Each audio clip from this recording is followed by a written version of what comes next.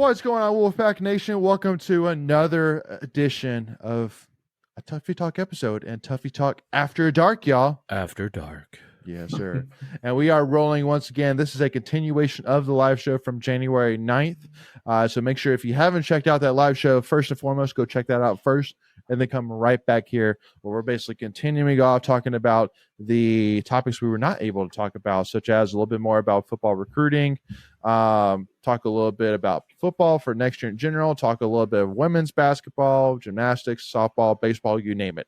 But let's get to it first, as the biggest one, which I really want to talk about here, is women's basketball, y'all, as NC State suffered a heartbreaking loss to Virginia Tech, number 13 Virginia Tech, on the road in Blacksburg.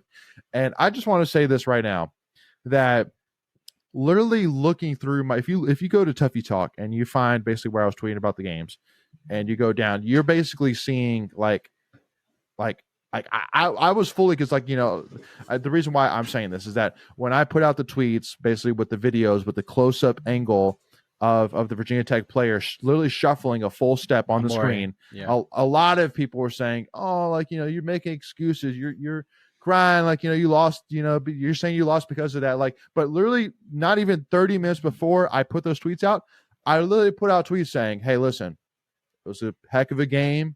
We played well. There's a lot to build off here. Virginia Tech got this one. We'll see them again in February.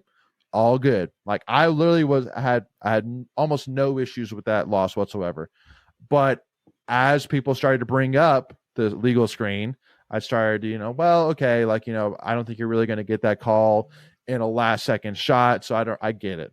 But then I watched the replay and I say, wow, that is, if that's not a legal screen, I don't know what an illegal screen is. It was bad.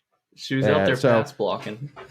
If she was full out pass blocking, seriously, I Brent Pry and would have been absolutely impressed, to say the least. Let's put it that way. If you think men's officiating is horrible in ACC basketball, women's is 10 times as worse. It's bad. They are so inconsistent.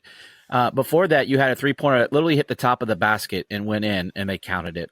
I thought that was an out of bounds thing, but maybe I was wrong. Yeah. You had. Here's another thing. We've gotten called for it numerous times this year. Well, women, for some reason, they like to kind of hop into their shot. We've gotten called on that for travel numerous times this year. Virginia Tech did it at least twice and made 3-pointers on each of those. So, look. At the end of the day, we went cold in the fourth quarter. We couldn't buy a bucket. We got out of our game. That's what ultimately lost us the game. Yes.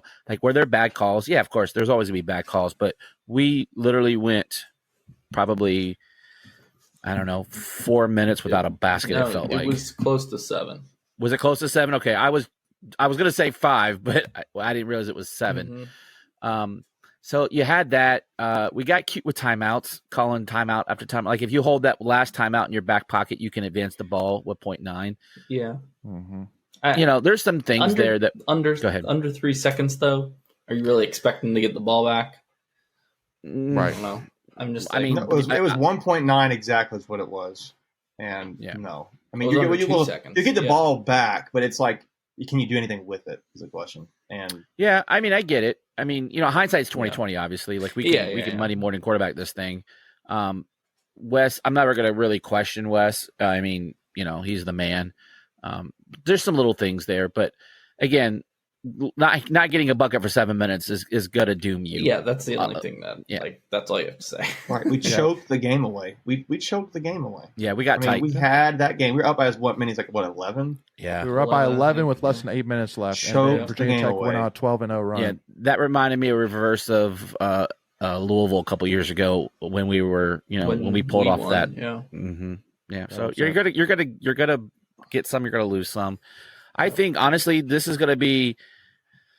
I don't think wake up call is the right word because this team is still playing very well. And by the way, we didn't even talk about you weren't playing with River Baldwin. You were playing with your that's a person with 10 points that's averaging over 10 points a game. Yeah. Madison Hayes had a really great game. I thought Lacey Steele did some nice things. Yeah. Zoe Brooks made a couple freshman mistakes. But again, what's that? Not a great night for her. No. Great day, yeah.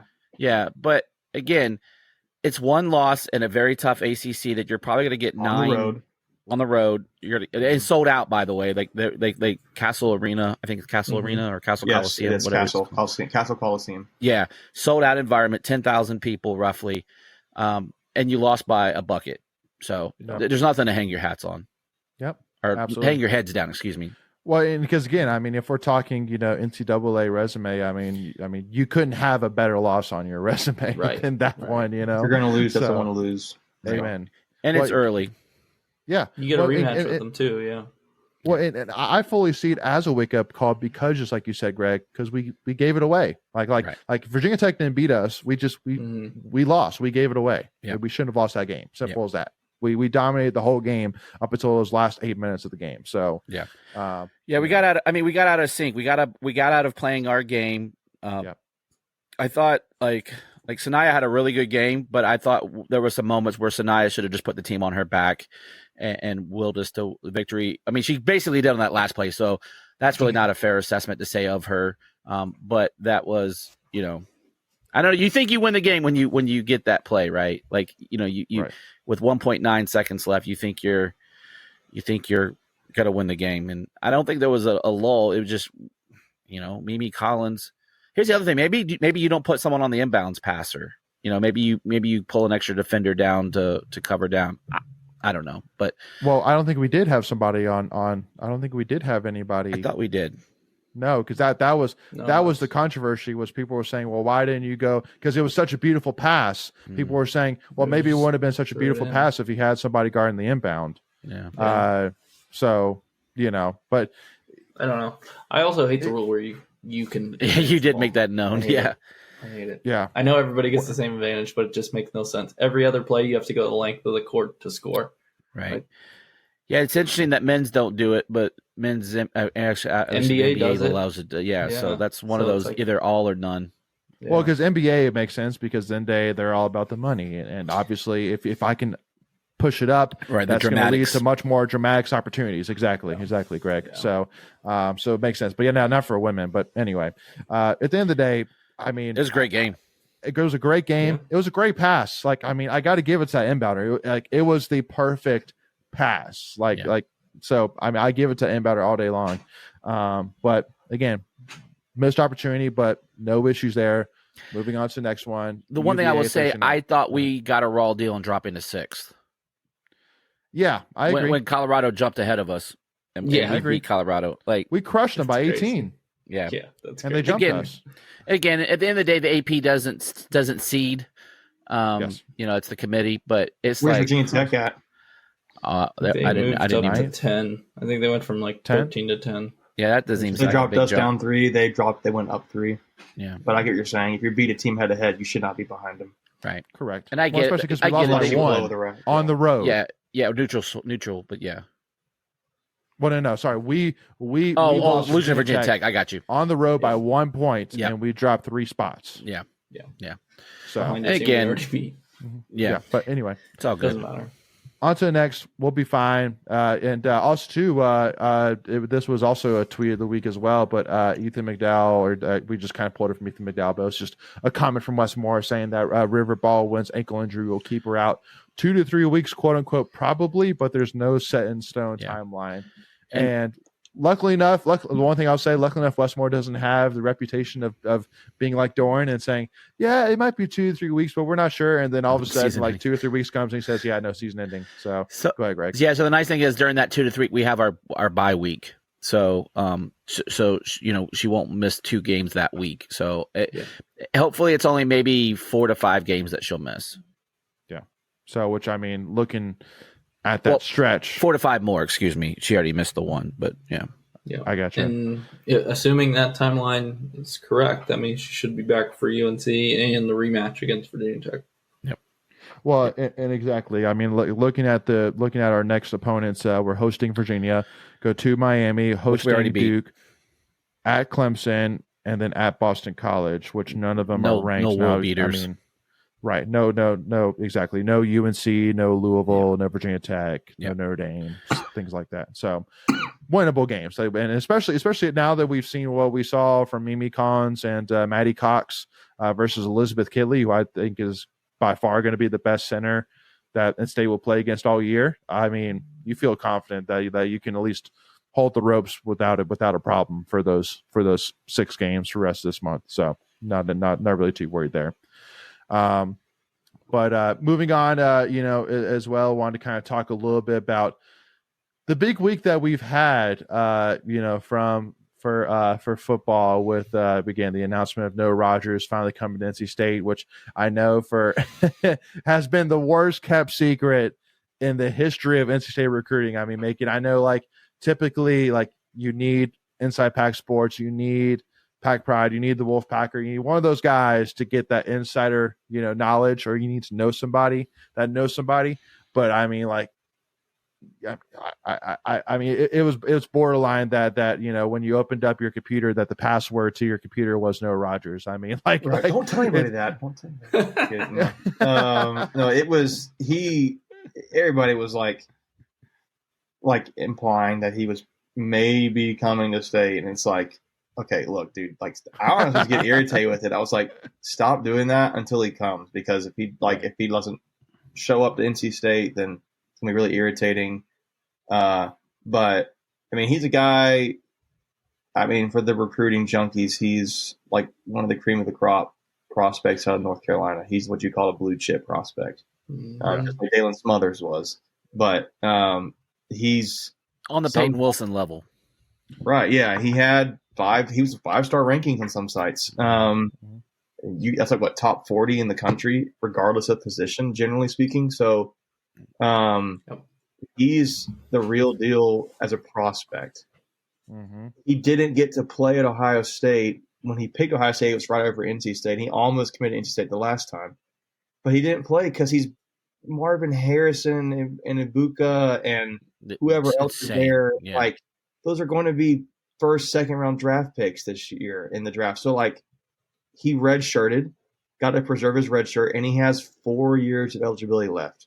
I mean, and that's why I want to ask you, Greg, like low key, because like if he would have come to State, he probably would have played last year, or he probably would have played this season just because we needed the depth. Yeah.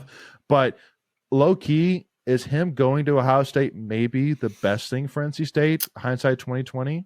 So to learn from guys like Marvin Harrison, to learn from the coaching staff, to preserve that red shirt instead of coming to NC State where okay, maybe he can help, but maybe he won't. Before we continue, I want to take a quick second to tell you about our sponsor, Flatlands Jessup Insurance Group, that has your whole world covered, with agents in 5 offices throughout Eastern North Carolina to help you decide how much coverage you need, offering policies for home and auto, recreational vehicles, commercial, crop, health, life, and employee benefits.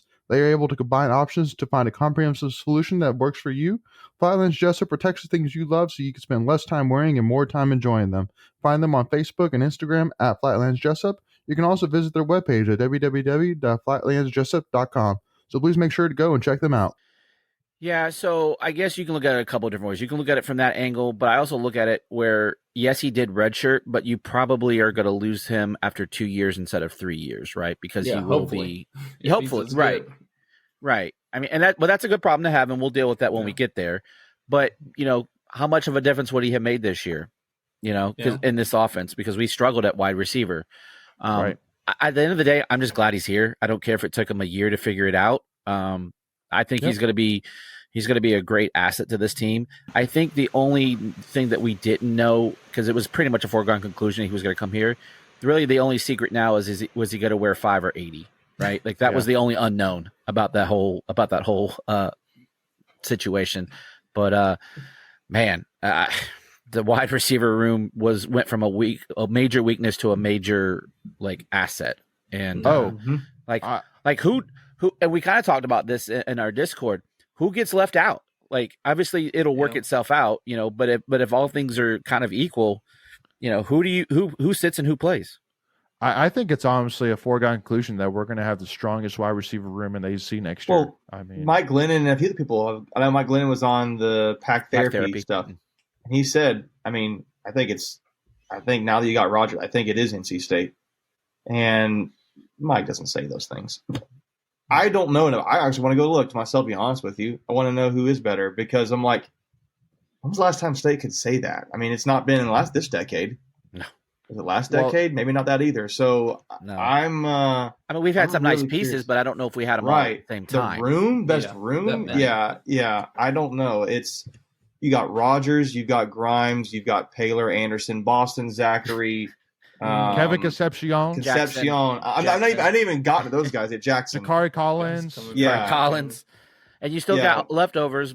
Leftovers isn't the right Coit, word, but Baldwin, Gray. Julian Gray. Yeah, it's stacked. Your mid-tier receiving room last year is now down because of what you brought in. Mm-hmm. That is so top heavy. Mm-hmm. That's a really good thing, right? and I think they're going to make each other. They're going to make each other better too. Like they're going to go. I know it's not a competition per se against each other, but they're going to try to one up each other, right? And that only makes you a better. I mean, KC's starting next year. Is he? Yeah, you dummy. But if you have I don't want to assume, but you would. What's your guess? Is it Rogers and Grimes and KC? Is it Collins? I think it's KC and Rogers. Is it? Here's the nice thing I'll say. You might see guys only playing, especially those true freshmen, only getting their 4 games in and be able to preserve their red shirt and still be assets to the team at certain points of the season, right? And here's the other thing it does. If you do have an injury, you can almost call a guy up from the taxi squad, right? If he hasn't, done his 4 games, and he's plug and play. And here's the downside to it too, because the transfer portal is the way it is now. There's 5 freshmen on NC State's roster now. Yeah, we're gonna lose some of them. It's just that could transfer too. We have Keenan Jackson this class. He may not. Hey, I didn't get to play. He may go back to leave. Jamar Boston would be like, hey, what the heck? I want to go back to South Carolina. I want to play for whoever. So you don't know, but that's a good problem to have, right? That's why your NIL has to be strong, which it has been, and guys, they carve out roles out of that room. The ones that carve out roles, they got a really good chance to be good, right? They're going to have to be good. So, and the law of averages says you're not going to hit on all 5 of those dudes, right? Yeah, it just, and that's not a ding on them. Just not enough playing time to go around. Yeah, just not enough playing time, right? So how can you really get developed? Because you have guys that show up in practice, but just doesn't translate to the bright lights. Yeah. But just to kind of make 2 points here. First of all, how crazy is it that Keenan Jackson, a 4-star wide receiver, one of the biggest, wide receiver recruits in this 2023 class, is going to next year be, as of right now, from what we're seeing on paper right now, your 6th or 7th best top wide receiver, right. At least initially. When have we ever in the history of NC State been able to say that? In the history of NC State been able to say that? We have never been this deep, ever. Simple as that. And then we haven't even talked about tight end wise. You have Justin Jolly, you have Dante Daniels, you have who? Jolie. It's Jolie. No, Jolie. Justin Jolie. Sorry, Yeah, Justin Jolie. okay. Dante Daniels, Vereen. and Javante Vereen. Right, who was borderline 5-star last year. He was borderline 5-star last year. And then running backs, you have Jordan Waters, Kendrick Raphael, and now Hollywood Smothers. And you still got Grayson McCall. You have offensive line. You have Tim McKay, Belton, that, is trending to coming back, but is not for sure. You still have McKay, you still have Carter, and then you have Zeke Correll, who's going to be one of the top centers in the country next year. You're still going to have Dawson Jaramello, Jacarius Peak, who could be a phenomenal offensive lineman for State. AKA the offense is going to be stupid. And you've got guys that were true freshmen this year, like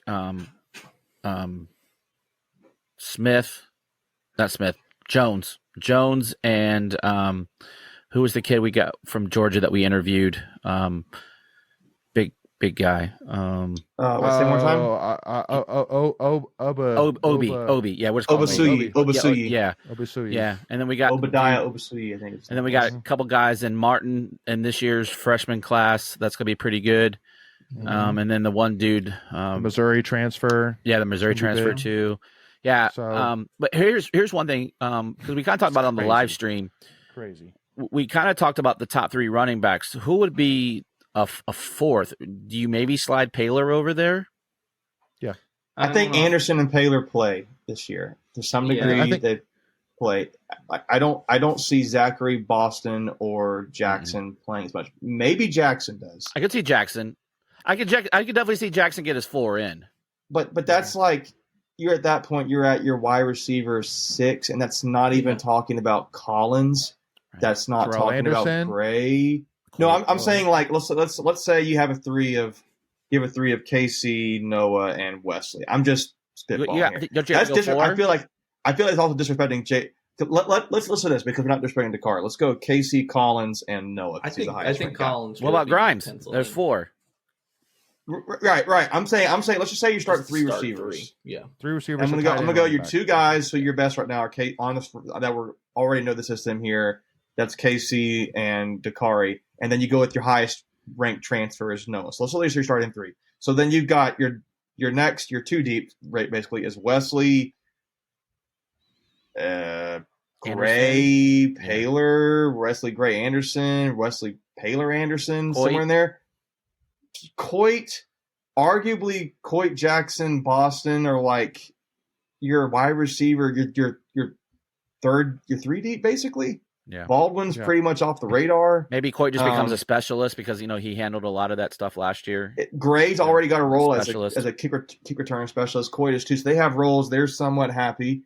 It's a really good problem to have. I don't know. I think I like that a lot. It's just going to have to figure it out. Like we're saying, like you made the point, it's going to be crazy or explosive. Like it could be. It probably should be, right? Because you got the quarterback, you got a decent line. The most consistent thing on NC State's offense next year is going to be the offensive line, which is kind of weird. But they came on as of late in the season. Yeah, like they were good. Once they got a good rotation. Here's the thing: we kind of talked about rotations, right? For the basketball team, that becomes like your wide receiver room is like, what is that rotation? Again, it gives you the flexibility to do a lot of things. It gives you flexibility if, gosh forbid, you have injury. Yeah. And the one really good positive out of all of this, by adding running backs and more to your wide receiver room, KC should be fresh down the stretch. And you could tell, like, the last couple of games and in the bowl game, like, Casey was just wore the heck out. Like, he was just like, thank gosh the season is over. Yeah, right. 100%. 100% agree. So with that being said, Wolfpack Nation, we're going to take a quick pause right there, and we'll end part 1 of the Tuffy Talk After Dark episode. We'll pick back up in part 2, talking baseball, talking a little bit about other NC State sports as well. So make sure to tune in for that, and to make sure you do not miss out on that, hit that free subscribe button, hit that notification bell. If you enjoyed this conversation, if you're excited about NC State football, hit that like button, and then make sure to follow us at Tuffy Talk Now on Twitter, Instagram, and TikTok, y'all. But with that being said, we'll see y'all for part 2, and go Pack, y'all.